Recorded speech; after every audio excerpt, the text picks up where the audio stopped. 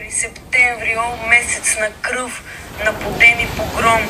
Мъглиж беше пръв, Стара и Загора, Нова, Чирпан, Лъм, Фердинанд, Берковица, Сарамбей, Метковец, градове и села. Народът въстана с чук в ръката, обсипан с сажди, искри и сгория. Със сърп сред полята, просмукана от влага и студ. Хора на черния труд, с безглаголно търпение, на гении и таланти, протестанти, оратори, агитатори, фабриканти, въздухоплаватели, педанти, писатели, генерали, съдържатели на локални музиканти и черногостници.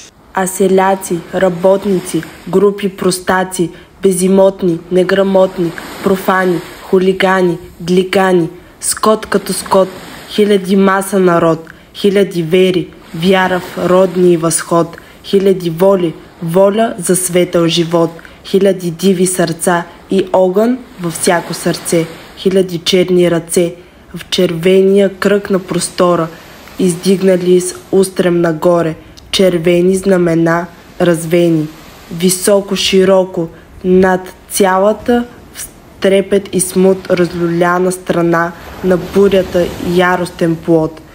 Хиляди, маса, народ.